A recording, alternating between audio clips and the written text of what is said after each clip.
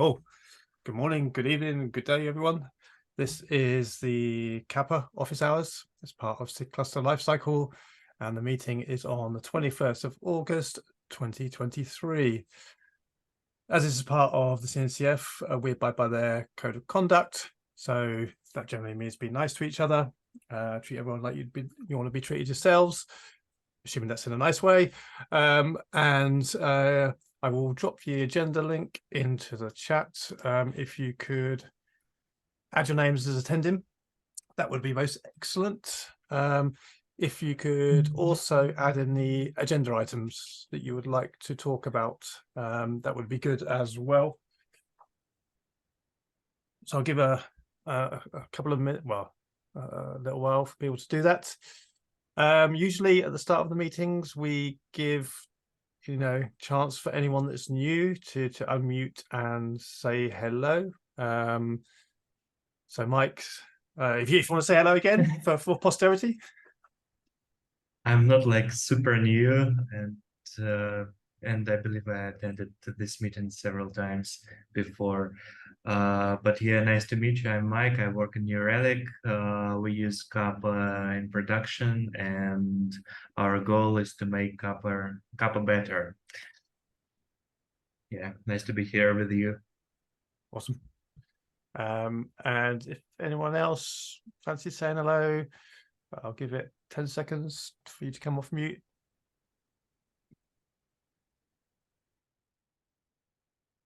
Cool. Normally we say that if you want to talk on a subject, to use the raise hand feature of Zoom, but as there is a small and select group today, we could probably do away with the formality. So it's up to you. You can raise your hands or just speak. So yeah, cool. So moving on to the agenda. We have no PSAs this week. It's been fairly quiet, so we can move on to the agenda items. So I believe, Gergely, did you write the first one? What's up with GitHub token? Yeah. No, can we talk about it? Shall we talk about it? Do we want to talk about it? Yeah, it's good to talk. Yeah. So there have been several issues regarding the token. Our tests are failing, obviously, for a longer time now, as outlined by Jose as well today. I can't really do anything about it. I saw the issue you posted, Richard. You were mentioning that we could actually move back to the original GCA Prow cluster. GCP, sorry. How is that possible? I thought the reason we switched off of that is that there was very little funding or something like that.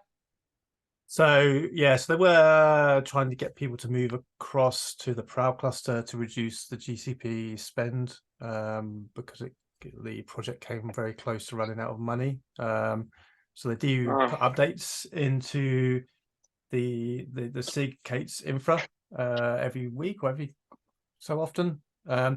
So the existing Prow clusters, the original Prow clusters still exist. It just means we'd be adding back to the spend on that side of it. I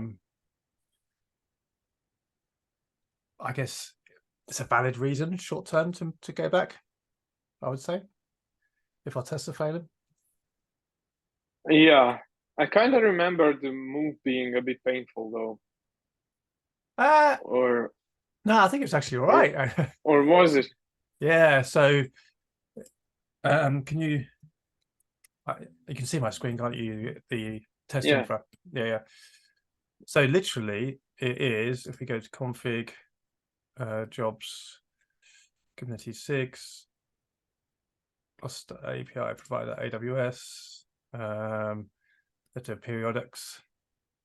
So literally all you have to do in every job definition is just remove the cluster specification. So if you remove that, it's going to run on the default Prow cluster, which is in GCP. Oh, interesting. That should, this is the only other thing, is that should still have boss costs entries for the end-to-end tests, the accounts that we used. We used to actually run the tests. Don't know. We may run into, they may have removed those. I guess that's the only problem. Because there's not actually much. If I can open up this issue, I don't think there's any, because it's August. I don't think there's been any progress whatsoever on it. Has there? Yeah. Like there was last week, Killian commented that, not last week, sorry. So the other thing is, Cappy have made a change as well to their code to get around. So I don't know if it's merged yet. It was author. I think Fabrizio did it. So they've made a change to also support just using raw HTTP to download in Cluster Cuttle. Huh. Instead of going like to the releases and that way down. So let's just look. Yeah. So there you go, to remove API calls. But wait, what? So yeah, because the original Cluster Cuttle uses the GitHub API endpoints as opposed to just raw. Right. But I thought that the downloading is also kind of rate limited, or isn't it? Not so the pure download, I think, is better with a logged in client. I might be incorrect in there, but I remember something like that. Yeah, I don't know. Yeah, I don't know. Pass on that one. I mean, we could try that as well. Problem is, we are using the Cluster Cuttle libraries, aren't we? So our tests use that. So when this merges, I guess, and this gets into a release, we will benefit from this. Yeah, once we successfully apply that. Yeah.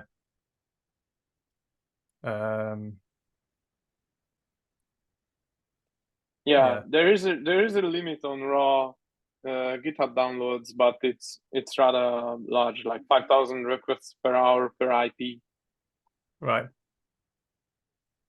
And I think I heard somewhere that the problem is exacerbated on the EKS Proud cluster, because all of the requests are going out via a single NAT gateway, so they have the same source.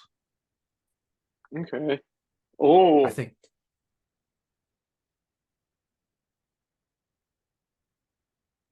Okay, but if even then, I mean, 5,000 raw downloads, like sounds like a large enough number, and that's per hour. So I doubt the pro clusters would hit that. But even so, yes. So, and is that released the token change? Sorry, I was reading. No, it's still open. No, it's not. Yeah, it's not merged yet. Not even merged. Okay. I think there was one out last time I looked. Yeah, from there was one outstanding here. So we could erased, blah blah blah. Looks good to me. Has been removed. Yeah, so maybe as soon as it is merged, we could request a backport, so we can use it in our older versions, maybe for our tests. Then we should be all right, I think. Okay, yeah, that sounds good. So we either So we either wait for that to happen. Which do you think would happen earlier? Switching back to GCP, or waiting for cluster API to release and then backport, and then we, switch to that version, use it, release it. Difficult to say, isn't it? I think if we could just change the jobs and Boskos was still handing us out valid AWS accounts, then it should be all right.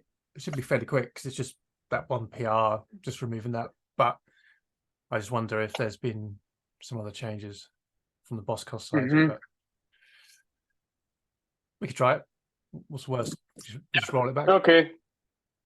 I think we should go with the test infra change back to the original, and then at some point in time again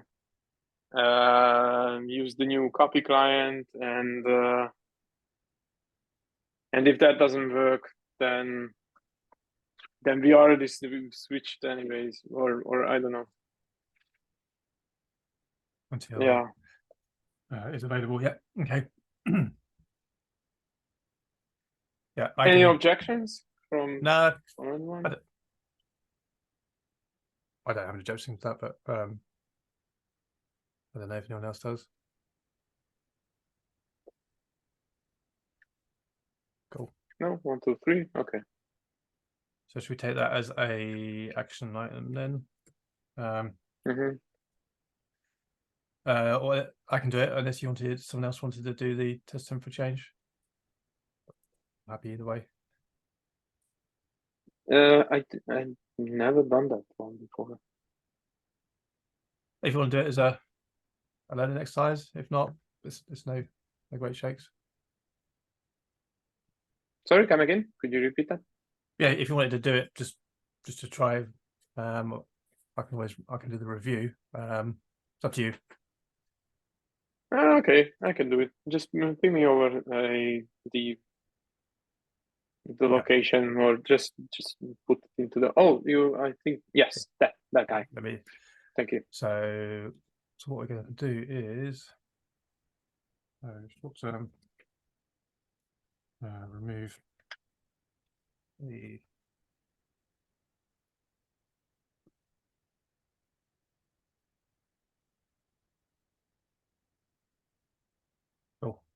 yep. It's not Markdown, is it? There we go. Yeah, feel free to ping me. That can help as well. Okay. Cool. Any more thoughts, comments on that one? No. Cool. Nope. Okay. Yeah, I was just. I don't think I completely understand where we need to use the token. So I think basically we just need to set it in the. So if you look at the job definitions, just bring one up. So sorry, no, I mean where are we? What kind of requests are we making to GitHub? So in our end-to-end tests, when we create the local test cluster and we install all the providers, that's making the requests out to the templates and all the infrastructure manifests, right? Yeah. Okay. And is any kind of requests to those, or downloading those artifacts is always rate limited, unless you have the GitHub token environment variable set. And as I understand it, it's not us actually; it's the copy client that does that. Yeah. Okay. Cluster cuddle. Yeah. And what was that? You showed a PR for changing cluster cuddle to use HTTP. Yeah, this one here. Yeah. How? Yeah, because it was using the API to actually do that. instead of just a raw download, like a raw HTTP GET. It was using the API to download stuff. Yeah. I see. Interesting decision.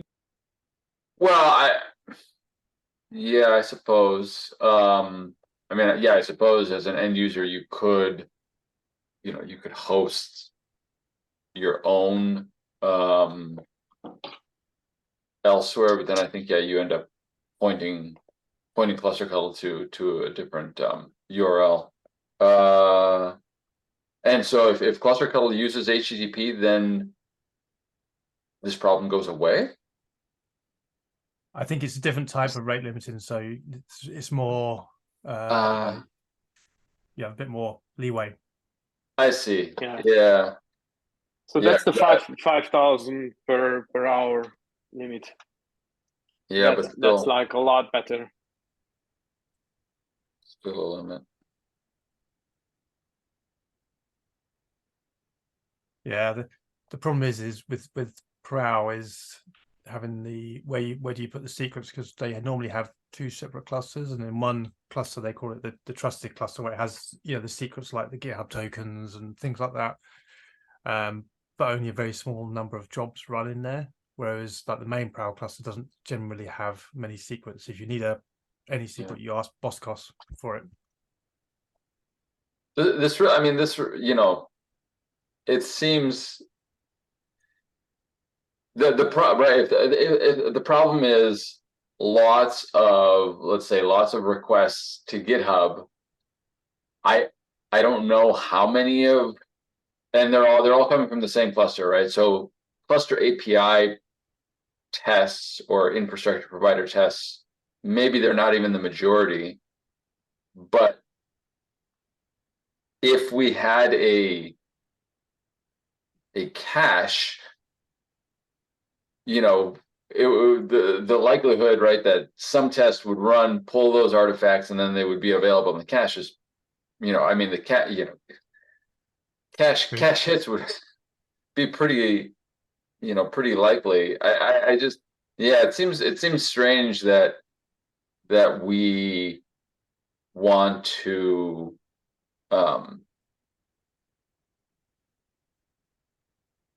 fetch everything over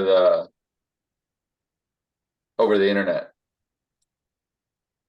I know in that other issue there was at least a mention of some kind of cache or proxy, but I'm not sure. Somebody else there said no, token is the only solution. Yeah, I think it was Fabrizio, was it, that said we could have a cache or something. Yeah, you're right. Or was it in the original? Yeah. Oh yeah, they're saying here, weren't they? We could have a similar cache like we do with the GitHub proxy. So they do have the GitHub proxy in Prow anyway for all of the others, the actual Prow services for caching. But it just so happens that.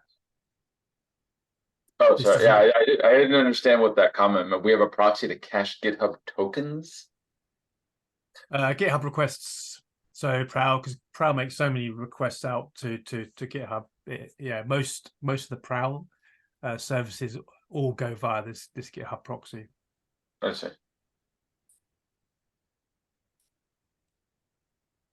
Yeah. Yeah, I mean, it seems like if we're fetching artifacts, and there are lots of different projects fetching the same set of artifacts, that a cache would make sense. But then again, I mean, maybe that's not true, right? Maybe no other projects are fetching let's say the Kappa artifacts. Multiple projects are definitely fetching the cluster API artifacts, but yeah, I guess you've got most of the providers. So any of the providers that are running, that are in the Kubernetes SIGs are all doing it. Then you got Core Cappy. Yeah. So that's probably at least 4, 5, 6 projects at least. Just caching, fetching the core artifacts. Yeah, it's not bad. Yeah, we should probably add that to this this issue here, because that's one other solution, isn't it? But I mean, at the end of the day, right? I guess it's sort of operational cost, right? If we as a project already access GitHub and pay in one way or another to access GitHub, then tokens are definitely easier for us, right? We don't need to maintain a cache. So, but I guess I don't understand why there hasn't been any movement on that token discussion. Is there some sort of security concern, or? Yeah, I guess because it's quite old now, isn't it? So when was it? When was it created? Like 14th of April. That is. Yeah. Yeah. We're not. We are not asking for. In fact, I think, right, this could even be a shared token, right? If it's a token that has read only, just very limited, right? Just basically something that tells GitHub, hey, I have an account with you. I, pay for the access in one way or another. I don't know that, that part, but all the projects could, in theory, Use the same token. Yeah, use that token, because I think if any project needs write access to GitHub, then today they must already have a way to do that, or they have a token or something, right? So the only problem I think that we're having is just the amount of reads we're making. Yeah. And then you don't need per project tokens. No. To solve that problem. In Cluster API Operator, we noticed that I think Alex had tried to use the existing. There was a GitHub token used in here somewhere, but the secret doesn't exist. Yeah, here you go. You can see someone's tried to do that. Yeah. But yeah, that token doesn't exist. So, but yeah, you do the same thing in every single drop down, wouldn't you? And it's just shared. I mean, it could. Yeah, it seems like it could safely be a shared token across. Yeah. All projects. I mean, at some point we might once again reach rate limits, potentially. But yeah, I can add, I guess, my thoughts to that PR, to the org PR 4165. But that's what it seems like, right? This is not a problem of, hey, I need a GitHub token so that I can write to the GitHub API or upload artifacts or do other things. This is like, if we weren't able to do that, then projects would all be blocked. Yeah. So it's not that problem. It's just a problem of someone doing the work. Well, no. I mean, it's just a read problem, unauthenticated reads. Yeah, exactly. Yeah. Yeah, pretty much. Okay. And Gergely, you were saying let's move back to the older cluster. Yeah. Which I guess I find that strange. Not strange. What am I trying to say? If the goal, if the goal is to move everything to the EKS cluster, and this is just one of the the issues that we've discovered after doing that, then it seems like we this is pressure to resolve this issue, right? Because the goal is to use the EKS cluster. If we just move off the EKS cluster, it's sort of like we're saying, well, that goal wasn't that important, or I don't know, maybe I'm misunderstanding something. Like, no, you're right. It's just yeah, it's right, and I and I agree with you that we definitely should be solving this the right way. But it seems like the right way is out of our hands. Yeah. As in, we can't force the situation, yet we kind of must go on, like do something, and the project is like blocked on repeating the test again and trying to run it and pass it. So yeah, I was thinking more of a short-term solution, like Richard Yeah. wrote, that we could try and switch back just to move forward, and then still put pressure on saying let's resolve this because we are burning money Okay. with the old way. So yeah, this was sort of like a temporary thing, saying, okay, guys, we need a solution here, but we also kind of need to do something about our test infrastructure, which is completely fudged. What yeah, is there someone who needs to see this PR that hasn't?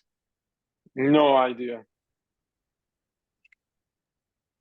Yeah, so it's just an issue at the moment, isn't it? So we Oh, I'm actually, sorry. Sorry. Yeah. Yeah, so we probably, we need to comment on this and, like you say, push it forwards.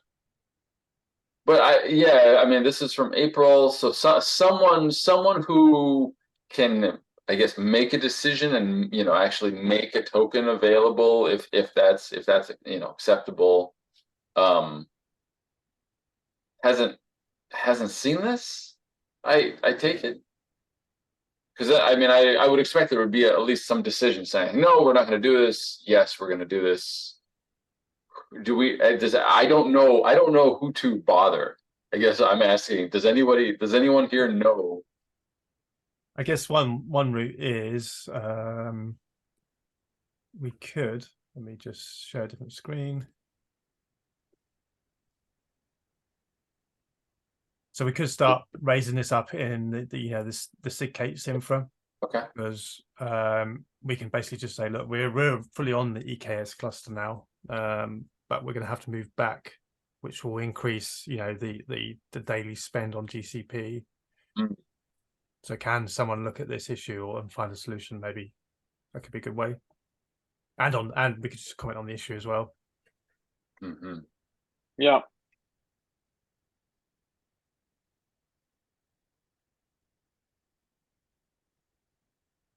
Maybe we can ping some people as well.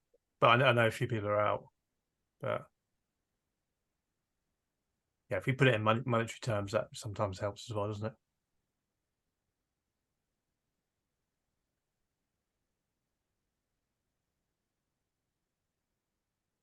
Back to that. Of course, we take that as an action items then, that we will comment on the issues. So comment on GitHub token issue. SIG case info. Spell. But how does that sound? Yeah. I found the original comment in, I guess it's actually in SIG testing, and then I will try to basically that's the comment that preceded the issue that we were looking at. So I'll try to I'll post on Kate's infra and just try to, I don't know, try to get the attention of the channel. Cool. And it seems like it's accurate to say that all projects are affected in one way or another. Because I mean, well, maybe that's not true. Maybe all projects in general don't need to fetch GitHub artifacts, but I think all CAPI and CAPI provider projects are impacted. Okay. Sure. We could probably quantify that, can't we? We just look at the number of repos in SIG, Kubernetes 6, maybe.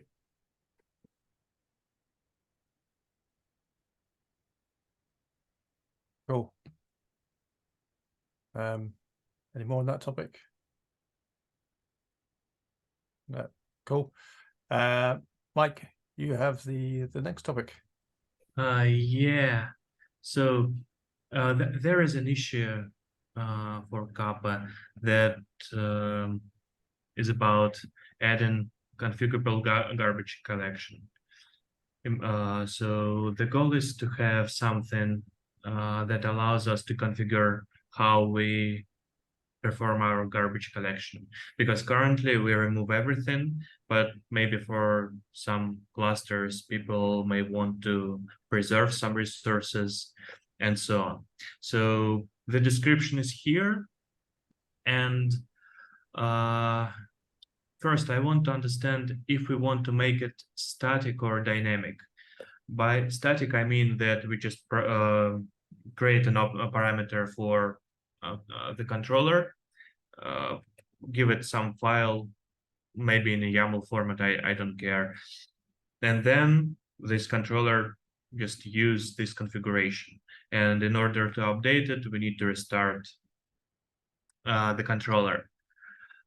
In this case, we can just use a config map somewhere mounted to the container and use it. It will be like more static way. Or we can create a dynamic one, and we can create a CRD like it's described here. So it will be called AWS garbage collector config, and every time we need to delete a cluster, or every time when garbage collector starts, it reads this config and behaves accordingly to the config.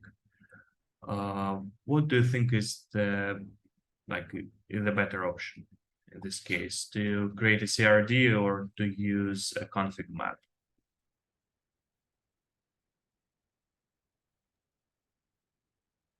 Yeah, because personally I'd like to have a CRD for that, because it will allow us to make the structure, the scheme, more concrete, and it will be easier for users to use it, in my opinion. Yeah, I'd say the similar thing. I like the structure and the validation that we can get around a CRD as opposed to a config map, which could be, essentially free form, open to sort of. Yeah. You could obviously do validation on it, but at least it's you get validation earlier on, don't you, with the CRD? But that would be my preference. But I guess I'm not. I don't hold. If there are no objections, I will proceed with CRD. I guess one of the reasons why I wrote this in the first place was, especially because we don't support persistent volumes currently. So when we were discussing this in the original design, it came up that it was felt that some people felt that just automatically deleting persistent volume claims could not be what everyone wants. So they wanted some sort of levers. So that's why we left it out in the original implementation. So that was one of the, I guess, the drivers for me originally creating this issue. It makes sense. Yeah, and another thing, here we have just an object in spec, a cluster selector and cleanup tasks.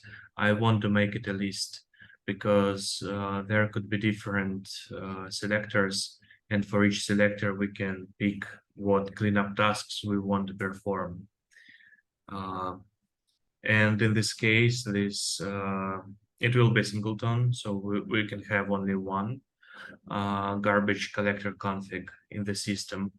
I don't know if we need to implement a validated webhook or something to make sure that we have only one. Yeah, that's good. Yeah. Having a webhook, I don't know. It's too much just for this. Why only one config? Yeah, so because I think people may want to have multiple collector configurations, and if we have multiple CRs, it leads to some ambiguity. For example, if we keep cluster selector the same for two different CRs, but specify different cleanup tasks, it won't be clear what really users want. But if we have just one CR with a list, there is an order of this configuration, and there is like precedence of that. And after that, we can make it more clear. I mean, we make it certain what cleanup tasks to perform for this specific selector. So if we have a list in a scenario, if we have a list with multiple entries, let's Yeah, say we it can works one by one. we go one by one. If the cluster bin deleted, as soon as it matches one of the cluster selectors, that's the configuration it takes, so it doesn't proceed down the rest of the list. Is that what you're thinking? Hmm? Yeah, exactly. Yeah, I think that's. I think personally, I think, like you say, that's more intuitive to users to know that if we say it goes down the list, matches the first one, and then that's it. Yeah, more like that. Yeah, I think that makes sense to me. But so I'm imagining, you know, as a user, I think I would. So this describes the behavior, you know, what happens to the infra when I delete my cluster. I may, as an end user, I may not even be aware that this CRD exists or that it matches my cluster. I don't, you know, I don't know if that's really by design, but this could be surprising, I think, behavior. So I'm wondering why, you know, why we would want, you know, to represent this configuration separately from the cluster object, as opposed to somehow, right, make it more explicit, or yeah, make it more explicit to the end user. Make the configuration more explicit, or actually require the end user to I don't know, to be aware of it in some way. are you thinking, like, at the moment we have the annotation that basically allows you to enable or disable garbage collector on an individual cluster basis? Are you thinking we have another annotation that says use this profile, this specific config profile? Yeah, I mean, I guess today, right? Today you make one choice at the controller itself, right? And then everybody that creates a cluster is able to, let's say, override that. However the controller is supposed to work by default, right? However the GC is configured, then you can override it with an annotation, right? Yeah. This, you know, the CRD approach with a list, especially, right? Then that becomes, you have to know, I guess, do we still have the annotation available to us? I think so. Yeah, because I still think, yeah, you want to selectively just say you don't care about garbage collection. Okay. Yeah, so that one that's sorry, that one that sets enabled and disabled garbage collector, right? Yeah. Okay. Yes. So that's still there. So then I guess what becomes more complex is if I'm a user today, I can just look at the, I guess, the controller configuration, see if, you know, garbage collection is enabled, maybe. Here, I would have to go and actually look through maybe the list and the cluster selectors to deduce how, you know, how garbage collection is going to work on my cluster. That is, yeah, that's a good point. That is a good point. Yeah. A very good point. So you want to make it a lot more deterministic in being able to say, you know, which config it's going to be using. Yeah, so technically we can add just an annotation to specify what cleanup tasks to perform, right? Like we have with just enabling the collector. So you're thinking of an annotation per each one of these like cleanup tasks. So if you want services, you'd have services yes, PVCs no. Mm-hmm. I don't know. It's also not perfect. That may, you know, I guess an annotation or something, right? Some piece of information that lives on, let's say, the cluster or AWS cluster resource that I think would also fit well with the cluster class model that is, you know, that is evolving upstream, right? So when you define as, let's say, as maybe I don't know, platform engineer who defines certain cluster classes and say, you know, for these clusters we want garbage collection of these things, right? Then that becomes that's embedded in that cluster class, and when you create a cluster, that information is there, right? That if we have a separate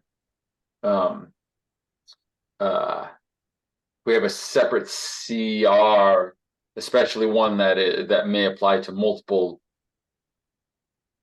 multiple clusters because of cluster selectors and being, you know, that doesn't, I don't think, work very well with cluster class.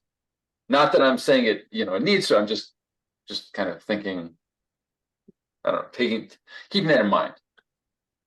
Yeah.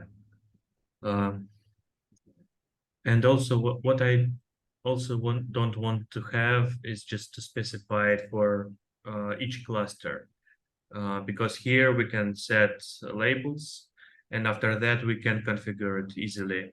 For example, if we set this, if we proceed with the annotation, we want to delete services first, but then we decided that we don't want to delete services for all the clusters. After that, we have to go and delete each annotation everywhere, or edit, depends on what you want. And here with this CRD, we can just set one flag, and after that, all clusters will be affected immediately. So it's easier to manage a huge set of clusters with this approach if we have a CRD.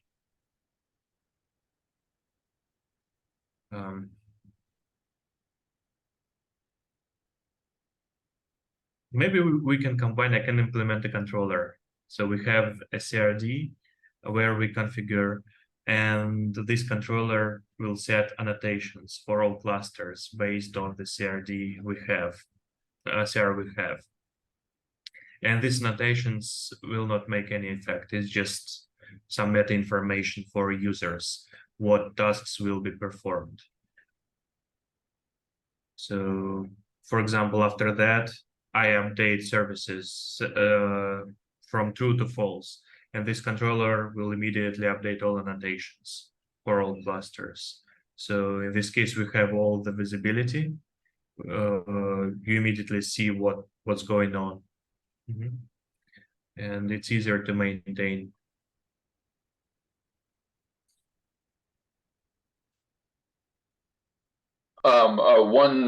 I guess one last maybe alternative is to reference. So for the cluster to reference a configuration. And so then if I have all my clusters referencing, then I could, and I guess treating that configuration as mutable, as a mutable resource. It's a bit like we do for the identity. Yes. Yeah. Would, you know, then you have the ability to, I guess, immediately, right? If the resource is mutable, you can immediately change the behavior for all the clusters that have specifically referenced that particular resource. You know, like I said here, the garbage collection config resource, and then you could have a reference to that. So we'd have like you say, yeah, a garbage collection ref that is a pointer to the CR instance. Yeah, I mean, to start with, we could even have an annotation. I mean, if we don't want to evolve the API right away, which is as an experiment. But yeah, just as I guess conceptually, Mike, how does that, is that worth considering as opposed to, let's say, a CR with a list? And there we just have this reference to that CR. Yeah. Okay, and basically each cluster will have it, right? Or yeah, so you could have, let's say, I could have a CR that's called whatever, you know, my GC policy 1. Maybe I have another one, and then I have some clusters refer to one, other clusters might refer to another. If they are immutable, then you have to update all the you know, if you want to make a change to a policy, then you have to go and create a new policy and update the references for all of the but clusters. if you allow the config resource to be mutable, then you can change it whenever you want. Yeah, it makes sense. I will think about it. So we will need to add just another field here, and we will call it garbage collection reference. Config like ref. Yeah, config ref. Yes. I just be curious to, you know, to hear how that compares, because maybe you know, it's an alternative, but I don't know that there's a clear winner. Yeah, that's okay. That works. It fits in with the existing pattern that we use. I guess the only question, I guess the only thing I have is, if it's optional, then we need to, I guess, document the default behavior of the garbage collector. So it shouldn't be required that you have that. The garbage collector, if enabled, will have this default behavior, which maybe is delete services, deletes things, but it doesn't delete persistent volume claims. If you want something different, then you have to supply a reference to a config, or we automatically generate a default config.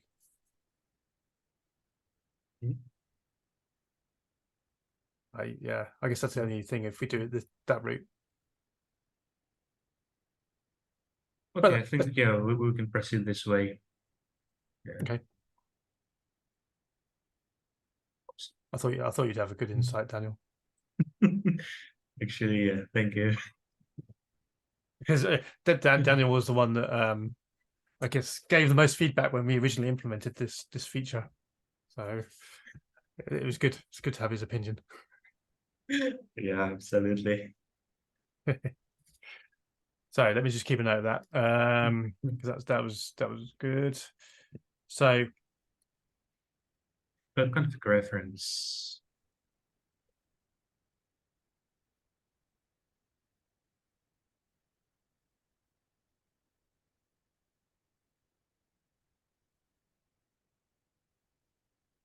field AWS Oh.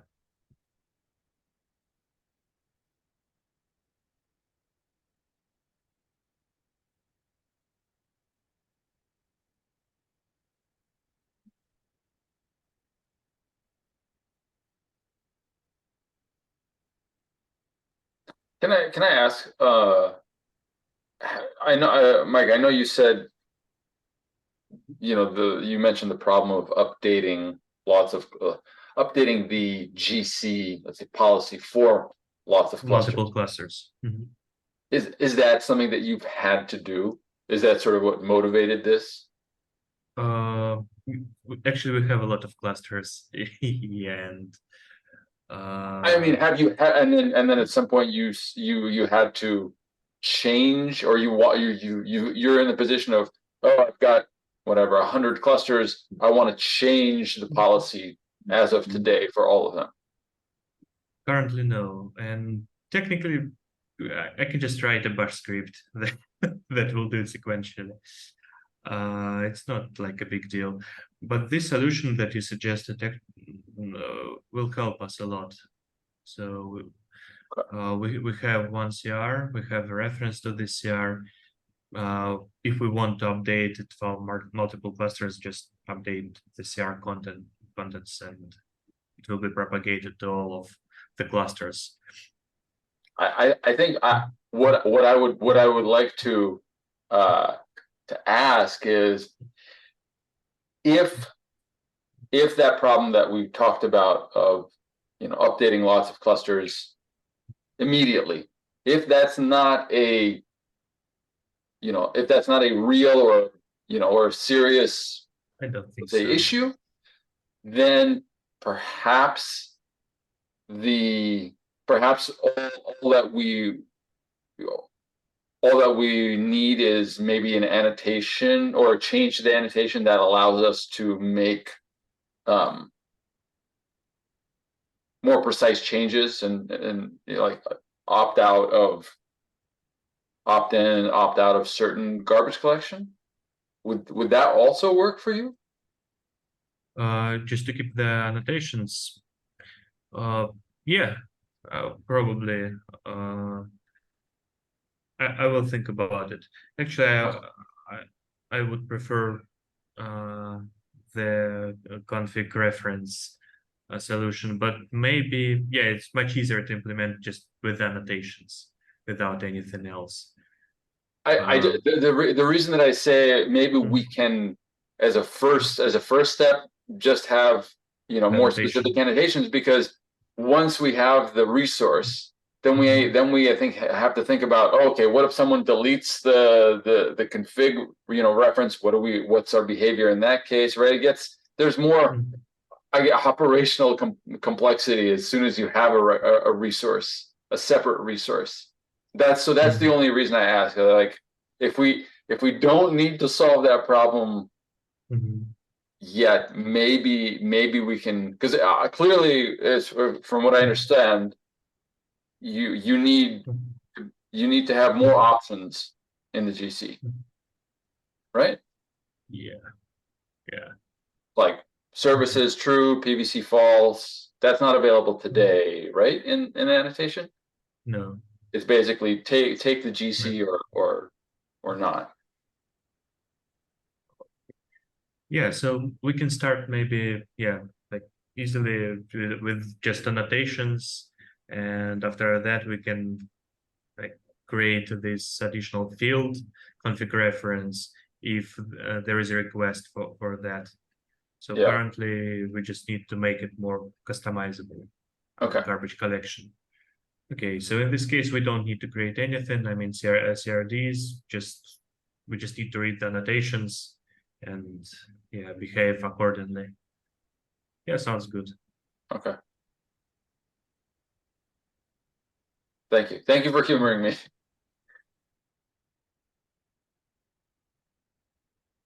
Cool. Well, looks like we're at the end of the agenda and about time. So anything else anyone wants to discuss before we call it a close? No? Cool. Well, in that case, see everyone on Slack and again here in 2 weeks' time. Bye Thanks, for now. all. Thank you. Bye.